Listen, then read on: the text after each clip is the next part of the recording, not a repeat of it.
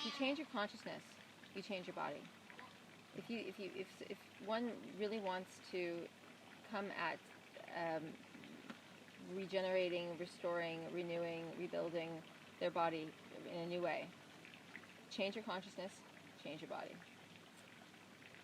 Essentially what that means is all the things that were put into you that gave you clueless consciousness, Kardashian consciousness, worldly consciousness, they're erroneous. What you should eat in a day, that you need X, Y, or Z nutrients, that you need to have milk or meat or grain or, any of these things. And the attachment, the attachments that we have to habits and what we consume are all rooted in what we were groomed on, what we were conditioned for from day one. So if we can appreciate that so much of our fear around changing our dietetics comes from that conditioning, comes from that consciousness. If we change our consciousness, we can really change our body. I can say pretty much across the board, wholeheartedly, everything that I ever was told or conditioned for around food was wrong. Even though I was raised in a household that my mother juiced for us, and we had mostly health food, actually very little food in the house, but nevertheless it was still about you need 3 meals a day. You need to, restaurants are something like good restaurants and fine dining is important and is part of a sort of upscale lifestyle. That it's about being social. That food, you need to behave this way when you go to someone's home for dinner. You need to eat what they serve you, and you need to clean your plate, or you need to. You go on and on and on. If one was to break down everything that they might not be consciously aware of in the moment, but what's underneath, what they believe, what their belief system is around food, that would be very interesting for them to do that, because it would be hugely illuminating. And then you take all those things and you say, well, that was my consciousness before. But I know that this isn't really true. This is just keep me in line. This is to help create compliance so that we can all be good schoolboys and schoolgirls for a greater system. And so you take that and you say, okay, that's the world septic information, the world septic training. I reject it. I burn it. Light a match. Burn it. It's done. And then you come at your life anew. And you say, okay, so what does seem to be true? Well, how do you know what's true? I'll tell you. It's very simple. If it creates syntropy, it's true. It's true for life. If it has an entropic effect, it's not true for life. It's an erroneous idea. It's so simple. So, does it enable your physicality, to speak purely in physicality terms right now, to reach a higher order? Does it make you stronger, actually? Not theoretically. Not, there's their protein, drink your milk, does it make you stronger? No. Because we know that that's entropic. It will break you down. I don't care how much, how many grams of pure, what is that, Kobe steak, whatever you're going to have.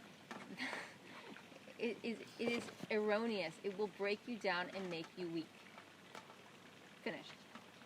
Go ahead and keep eating if you want to, but it's not gonna make you strong.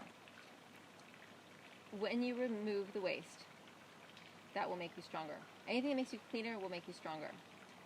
Anything that has a life force in it and that can conduct will make you stronger. Anything with chlorophyll in it will make you stronger if it can actually get to your cells. If it can't get to your cells because you're so clogged up because you haven't cleaned your colon, then it's neither here nor there. So you start rebuilding your concepts of what is actually good for your consumption. And then timing. It might be really good for you to have green juice, but not on top of an avocado sandwich. And you may make the most beautiful avocado sandwich with sprouted grain bread if you're still eating grain, or maybe you've soaked eggplant, and baked it and using that as your bread. Maybe you're doing everything right, theoretically, but then your timing isn't right. Maybe you're really stressed and you shouldn't be eating. You should just give it a half an hour. so you calm down, because you don't want to eat when you're stressed, because everything will become acidic if you eat when you're stressed. Or the environment you're in, whatever it is. The point is, you've got to get the facts right and apply them correctly and align everything. Alignment is so key. We talked about alignment.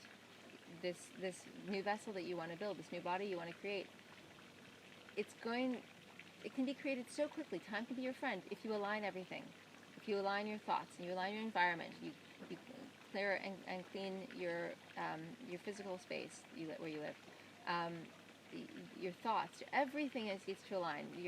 The way you prepare your food, the way you clean up after things, the fact that you're no longer using mainstream cleaning products.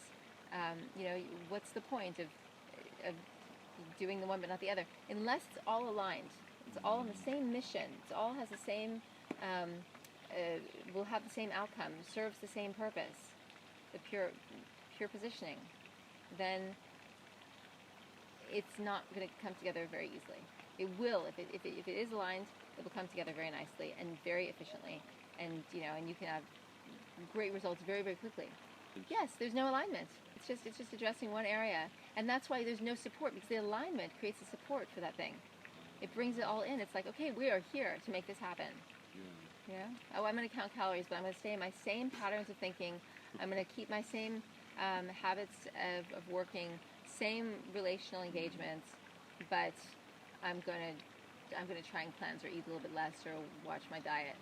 There's no support. Plus the people around you are probably doing it's not easy to create an aligned life. If it were easy, everybody would be doing it. It takes care, but if you know where you're going, if you know what you're doing, it's very different to know that you're like the flight plan. The flight plan, yeah. Scope it out. Take time to lay the plan down, and not only do you know where you're going, you know where you're not going. Your emotions, you're going to have hormone releases based on how you're feeling, and that's going to go into your intestine and actually impact upon the secretions of your digestive enzymes and the speed at which the food will move. So if you're very much at peace and you're in a great space when you eat, your food's going to, the duration is going to be much quicker than if you're feeling stressed, and you're going to have cortisol and all these, and things are going to go a lot slower. So it really matters. You can take the most alkaline, beautiful food and give it a completely acidic experience in the body.